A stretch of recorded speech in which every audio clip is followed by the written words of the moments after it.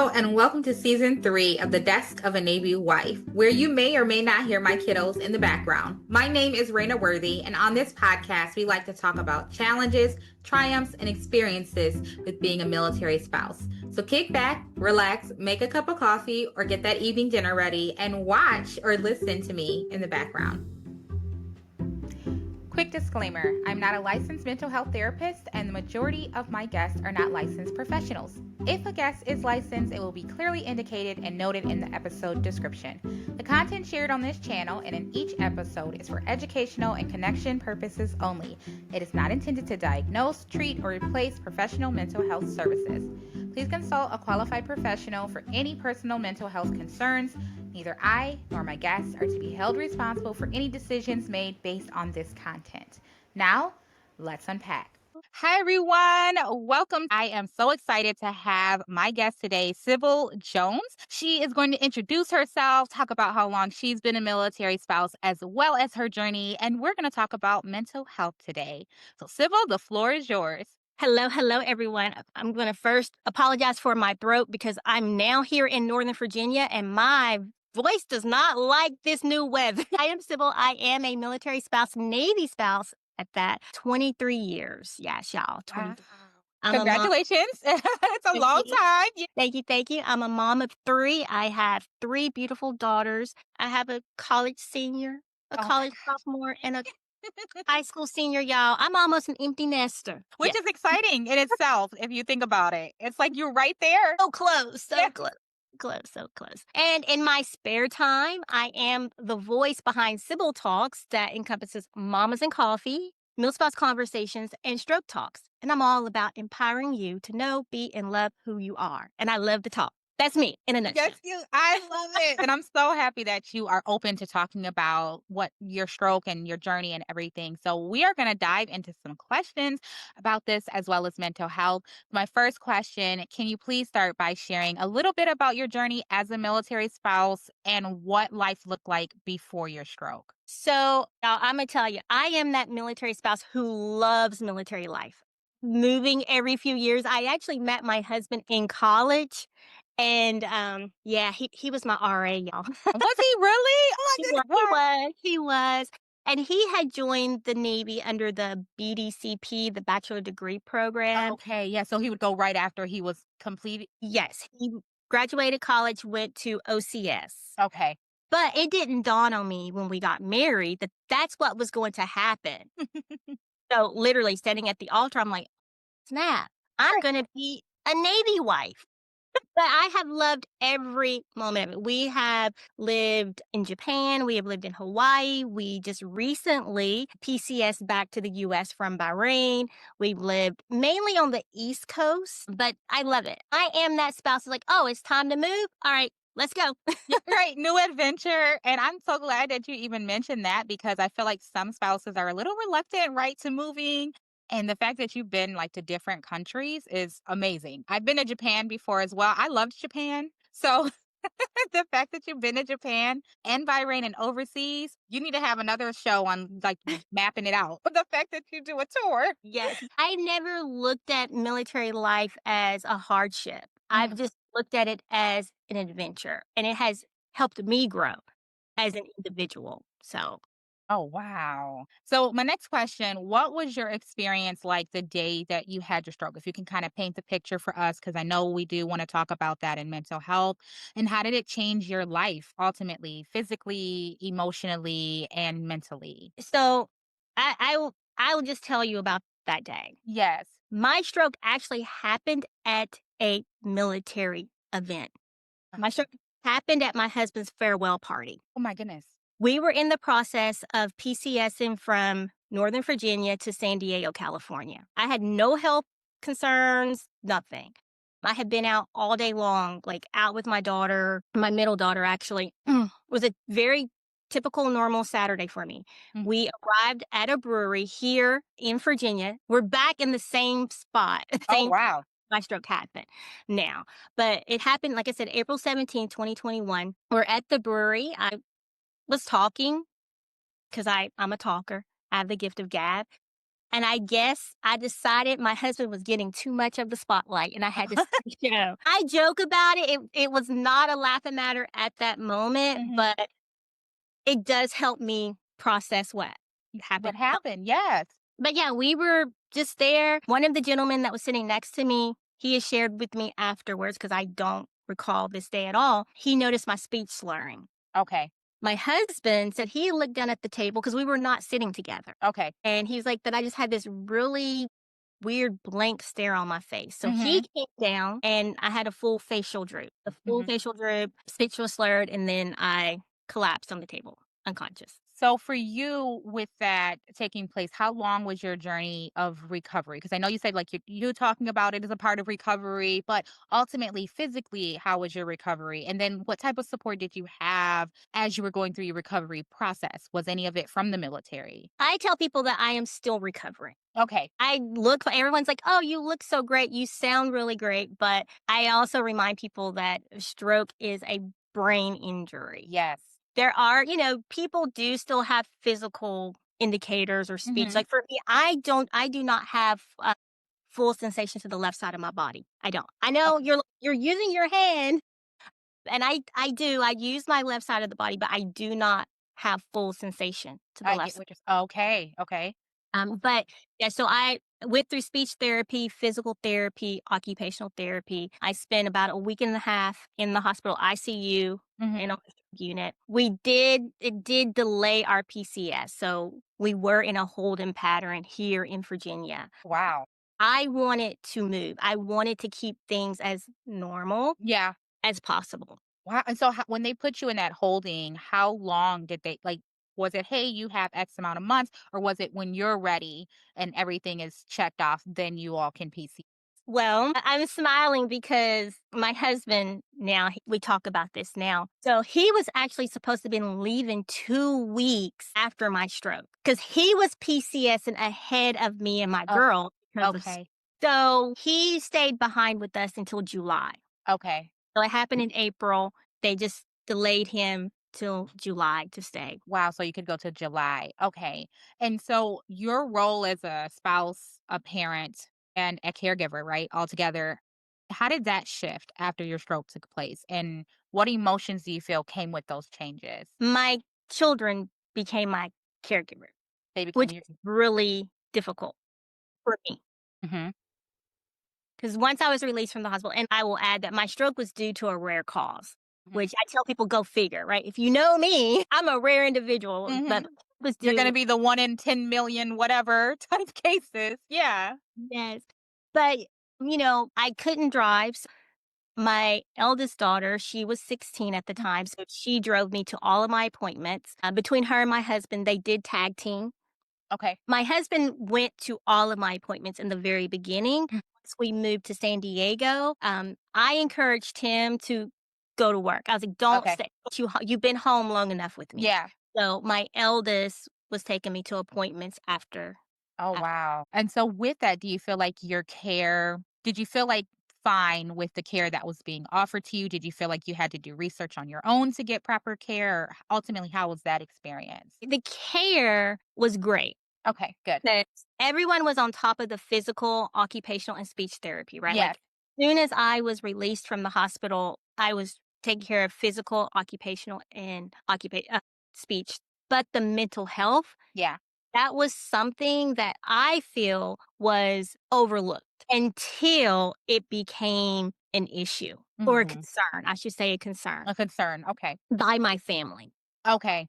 So they were the ones that advocated for, "Hey, we should get your emotional side as well taken care of, not just your physical side of everything." Is that right? Yes, Yeah. I'm gonna try not to cry. Listen, if you wanna get emotional, we will cry on here together, and if you want me to edit anything out, I will, but No, let it out if you need to. now, because I have always been the strong person. Mm, I've always been the strong person for my family, for my friends. I did not recognize that I needed more mhm. support mentally, right? Because I'm like, I'm fine. I'm walking. I'm I'm good, talking. yeah. Things were a little weird with my speech and with Mhm, my movement, but I was fine. I mhm, looked fine. mm, And it was one day, and I still remember the day. Um, because my husband actually sent the kids back upstairs Okay. because it was he was like, "Mom just isn't able," because I had no control of my emotions. Like, Yeah. I was very erratic on everything. But I still have the laptop that I broke. Cleared every dish in my kitchen was broken. Mhm. Everything that was out in my kitchen or glasses, everything. I just Yeah. shattered everything. And he was like, "Sybil, you are extremely irrational right now." Because I would go from calm to angry in 1 second Mhm. over the smallest things. Which I Um, think maybe normally, right, we think it's small. But for you, and in that instance, it was big. It was a big change or challenge or maybe frustration. And it was coming out, hey, I'm frustrated with this. Or, whatever that may have been coming into your mind at that time with your journey in that process. So not to take away from you whatsoever, because I personally have not had a stroke. I have had Bell's palsy, and that was in 2013. At the time, same as you, you're like, what's going on? And then, and then you're like, well, I can't really feel my face. And so for me, it was a scary experience, and I had to get assistance with it. Just they were like, we don't know why. We don't know why. Stress put it on. And that was, I think, for me, I'm solution focused. Like, what triggers it? Does it just happen to everybody? Like, how can it happen? And so I can understand where you're saying this happened to me, and then it's rare. Like that answer that was given to you, it's totally rare that this happened. And so for that, with them telling you it was rare, did they ever say anything may have added to it for you? uh, no, actually, it was they diagnosed it as or carotid webbing. So Okay. I now have a stent here in my right carotid artery, and I Okay. keep stent. You want to see it? Yeah. I keep it. I keep a sample on my desk On your dad. Okay. just because. Well, actually, it's in my backpack because I take it everywhere with me as just my little reminder, and I do carry it everywhere. But this is what's here in my right. Right here. Yeah, Wow. and they basically told me as long as this holds, I should be fine. As long as it holds. So do you have to constantly like book out just getting it checked at, or have they talked to you about that type of process? I do. I get an Yeah. MRI once Okay. a year for my brain because they're watching 3 spots, damaged spots, and then every 6 months, I get Okay, it going checked. through it. And so if you mind sharing with, because I know you said like the mental health side of it and challenges that came with it and the frustration and everything. With that, what have you faced recovery wise if you experience, fear or depression or anxiety? What type of resources have you been able to look, or what type of recovery process have you been able to go through? Yes, so anxiety and depression have been I call them my new best friends. Mm. That's how I address them now. I'm like, "Oh, my BFF is coming to see me," right? Mhm. Because I recognize it now because, again, I've always been very social. Yeah. After my stroke, I became very isolated. I Okay. would not leave my house, um, at all. Hmm. Extremely fearful. Driving is a huge anxiety of mine, Okay. which is wild, but I also think about that night I was the designated driver. Okay. I've been trying to connect the dots there, Right. but, for me, it was therapy. I did my husband forced me to seek therapy, Hmm. and I did not use any military facility Yeah. until we went to Bahrain. Okay. Did use what is I cannot think of they're on pretty much every military base. Like, was it like a clinic? You use the clinic's therapist, or It wasn't the clinic, maybe what is it called? Clinton The family. chapel, Clean Family Support? Okay. Okay. So you use their counseling services? Is that what ultimately they could provide you Yes, in Bahrain, in but Bahrain? Okay. then I did have to go to a they in Bahrain, they forced my hand to see a psychiatrist for the medication. Yeah. But, Okay. I mean, I was stable enough because, when you go overseas, you have to go through. Yes. You have more restrictions. They may not have certain things, and certain medications may not exist. Yes. Yes. But I was perfectly clear to go there. Okay. The clinic there did force me to see a psychiatrist out in town for medication. They would not continue to refill my prescription. Okay, there. Okay. And how did the military lifestyle overall impact your recovery process? And some examples I can think of is because you brought up the care, but how about your community and then navigating TRICARE and the systems over there? How did that? How did that work? Well, you know what? I'm gonna say this. Okay. I've been doing this for 23 years. So I don't look at I know there's the military community. I meet people. I'm not like, oh, you're another military spouse. I'm Right. just like, oh, there's Raina. She's a military spouse and she's here to support me because she's a fellow military spouse. I'm like, Right. nah, she's here to support me because she thinks I'm pretty cool. Right. And we built that friendship there. So everyone that was there to support me in the military space, they actually knew me from outside of the Mhm. military community. Okay. They knew They other functions or they knew me from Mamas and Coffee. gotcha. Okay, okay. No, that's being honest because at the end of the day, I mean, I can only imagine that sense of community that it's nice to have or would have been nice to have in the recovery. So how about with the TRICARE and navigating that? Like, how did that work? So with TRICARE, Mhm. we went from Northern Virginia to San Diego with Okay. care. Okay. 'Cause that was where, because the fresh recovery piece of transferring from Northern Virginia, East Coast to West Coast. Right. It was very easy because I still had a patient advocate that did everything for me. Oh, that's so great.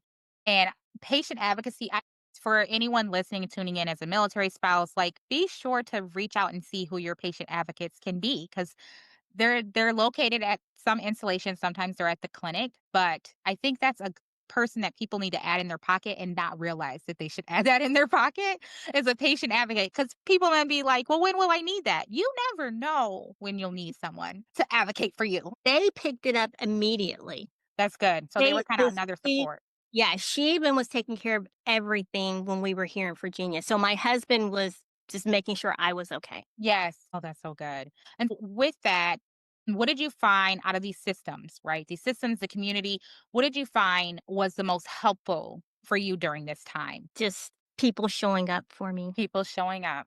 That was the most helpful for me. Yes. And Just having my core support system there, checking, just, from the simple text message. Hey, Sybil, I had 2 friends that mhm, they were on top of it. If they didn't hear from me for a couple of days, they were on the phone with my husband. really. So these were friends like like had nothing to do with the military. They were just like family friends. No, they are military spouses. Okay. But again, connection with them was Yeah. not really because we were military spouses. Right. 'Cause, hey, we met one of them, we did meet in Japan, we would just talk. Yeah. We'd walk and talk, go to lunch and talk, but our friendship carried beyond that, and that was, like, in 2012 because we were and still are friends beyond that, and another friend of mine, we talked virtually for 3 years before we ever met in person. What? So like virtually, like y'all were able to see each other, or like you were just like constantly text messaging. We I'm would curious. see each other maybe on Zoom, maybe once every 2 weeks, but yeah, we would just be texting, Yes, and checking in. and I still talk to both of them every day to this day, That and I was gonna they ask you. and they know, and this is the craziest thing because they have gotten to know me pre-stroke and now post-stroke, right? So they're like, "Sybil, you alright?" Right. 'Cause They can tell the difference. they know they can feel that mood, like, Yeah. something's a little off with you right now. Let me just check." Yes.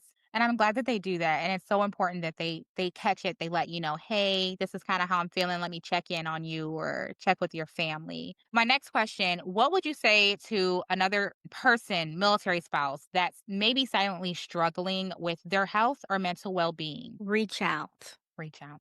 Do not be afraid. If you are struggling mentally, do not be afraid to say, "Hey, I need help." Hmm. And I'm not going to tell you not to isolate because being in the situation that I was in within that depression, I used to think depression, all you need to do is get up and get dressed. You'll be all right. But I realized it is a struggle. There is a struggle to do so. But if you can catch yourself, reach out, let your friend, let a neighbor know, hey, I need help. I need to talk to someone. And as far as your health, take care of yourself. I had no health issues, no Hmm. stress, no nothing. But if something feels up, and I will tell y'all, nothing felt off about Hmm. day that I have a picture, Rena, I have a picture that me and my husband took like 2 hours before the stroke. And I have analyzed that picture. And I'm like, there was nothing. There was No signs. nothing. Nothing. Well, I got chills a little bit from that. But it is. You can say, you can be, hey, I've been doing this right. I've been doing this right. And my health is this and this. And you don't know. That doesn't guarantee anything. And the fact that you said you had no signs, you're just sitting there and somebody recognized this. And then you don't remember the day, that moments after and the recovery that came with it. With this journey and this experience, how has your perspective on rest, on self care, and on mental health changed since the experience? I will say, because look, I've always been like with resting, I'm a rest. Take a nap. That has never changed. I'm very much like, take a nap, girl. Yes. Go Bye. take a walk. So that perspective has not changed at all. But for mental health, Yes. don't dismiss how you are feeling or how when someone tells you that something is off with Mhm. them and reset your mind. And it's okay. Like I really, because now that I catch when I am going into a deep place, I now know, okay, Sybil, you got to call your friends. Yes. And don't be afraid to take medication. I was like, I would never take medication but I was on meds. And I'm not ashamed to say it. I Mhm. was like, do not if your doctor recommends that you need medication, get a second opinion if it makes you feel better, Mhm. but don't be afraid. And I'm glad you're speaking on don't be afraid because I feel like there's always been that negative, like stigma or, that stereotype or whatever. If someone has to ask for help or if someone has to get some type of medication or if they're going to therapy and it's like they're taking care of themselves, right? You're listening to your body, or you're listening to someone that's helping you saying, hey, you're different. You're not typically your upbeat self. What's going on? And then being in tune to yourself that, you know what, you're right. I'm not myself. And I do need to get help. I do need to get support on this. And so thank you for touching on that. Like, don't be afraid. Don't, that fear. If anything, you're advocating for yourself in this instance. You're sticking up for yourself and your health and your mental health as Yes. well. So And mental health is health because yes, thank you. It's like it is a part of health. Like that literally it says mental health. Like we're so keen, I feel like in our society. It might be shifting a little bit more now with the mental health. But I feel like in the beginning it was always physical, right? yes. Being fit, being in the gym, eating right, eating this, take care of your body, and then you completely forget the mental side. It's still a part of your health, your brain, all of that. Yes. How you do emotionally. And don't even like I catch myself now too, things Mhm. that never bothered me before, Mhm. it does now, and I'm like, "You know what? I've gotta step away. Mhm. I've gotta turn this off." Mhm. And it's crazy, but I'm like, this bothers me now." Yeah. And even people, right? Some people trigger me, men like they do. No, but that's honest. And it's people that I know, Yeah. and it's not anything against them, but it's just at that moment, it's not them at that time, it's just everything else is on my shoulders. And then they're just added to that. Like, what do they say? The hair that broke the camel's back or whatever. Like it's Yeah. like just that person right there just had to add to whatever was going on. Yes. So for you, I know you talked about your family being a part of your healing journey, your friends that just so happen to be military spouses. The 2 that are in my phone Yes. all the time. They're constantly contacting you. So with all of that within your healing journey, and I know you're still going through your healing journey as well. So thank you for your transparency with that. How did it affect your relationship dynamic? See, I would say it didn't affect them at all. Okay. Sure, my husband and children and some of my friends would tell you differently, but Yeah, if they were on here. I feel like it didn't change it. You're like, what? I always loved you. Well, we always may have talked like this or argued like this or whatever, right? It has made me appreciate other people. It really has. Like, I know people say, "Oh, it makes when you're in a near life situation or a bad Mhm. situation, oh, it makes you appreciate." It really did. It really made me appreciate my husband and my children more. It didn't make me stop fussing at them. I still fuss at them, but Right. You're like, that's me. Like, you're going to get fussed at if you need to. actually, funny enough, my husband, when I did start fussing at everyone again, like, and was doing so in a control manner, he was like, "You're back. Thank you." Or Okay. even being out in public and me talking to people, because like I said, I isolated, so I wouldn't leave the Yeah. house. But now I'm back in the grocery store talking about, "Hey, how you doing? What Yeah, right. bread for? What you gonna make?" So it's like, yes, she's back. Yes, they can see that growth. They can see that with you and coming about for your relationships. Because I know you said they may feel like it did change or it did change, and you're saying it did change. Would you ultimately say, if you could reflect, right, on everything thus far, would you say you are more comfortable with asking for help since this situation compared to maybe prior to? Were you more reluctant in the beginning in general of asking people for help? No. No? Okay, so you were always okay with asking for help in general. No, no, I'm saying no, no, I still do not ask for help. You still don't. Okay. Well, that's honest. You're like, "No, I got Yeah. it." And do they get on you about that? They do. Okay, okay. And but it's more of because they recognize when I say things start getting wonky. I Okay. say stroke brain kicks in. Okay. So they're like, "You know what? You're doing this to yourself. You're causing yourself more pain than just asking for help." Because it's more of physical things for help. Okay. On the mental health side of things, I'm like, "Okay, you know what? I may need to go over here and sit in timeout for a moment. Mhm. Let me get some." But every other aspect of my life, I'm like, "Nah, I don't need y'all to help me. I I got this." got this. So they're like, "Okay, okay, honey," or "Okay, mom." Yes. That's you. And then my last question for you, Sybil, as we wrap up, because I'm glad that you are sharing your mental health story and your journey as well, and touching on it and the importance that it is still health, right? What's the one thing you now prioritize that you may have overlooked before, and how has that improved your mental health? See, like you asking me some questions I have never really thought about. Y'all, look, she didn't give me these I questions. get deep. I did not. I get deep. I like to pop up on people with I'm this. like, oh, okay. What are some? Okay, ask the question again while I'm Okay, thinking. so what's one thing you now prioritize that you may have overlooked before, and how has that improved your mental health? Always make sure I rest. I'm going to say, and I used to think this was a bunch of hogwash. I will be honest with you, but Mhm. exercise. Okay. Because I'm going to rest, right? I'm going to make sure I'm getting my rest. I'm going to make sure that I surround myself around good people, right? Yes. Like I'm making sure I'm being fed positive life, but exercise. That was one thing when I was going through therapy. They used to talk about, oh, well, make sure that you're exercising. I'm like, I used to work. I actually used to do CrossFit. Oh, wow. Wow. CrossFit is no joke. Yeah. But throughout my journey, I stopped doing anything. Like my walking would literally be just walk down the street or Okay. not walk out the backyard for my dog to use the potty and come back. Yeah. But now I'm like, okay, you know what, Sybil, you need to take those long walks, Mm. clear your mind. I'm starting to row. I used to row when I was doing CrossFit, but now Wow. I Okay. realize like, okay, rowing, don't tell my husband. Okay. Just tell him don't tune in on this part. He actually bought a rower for me Uh-huh.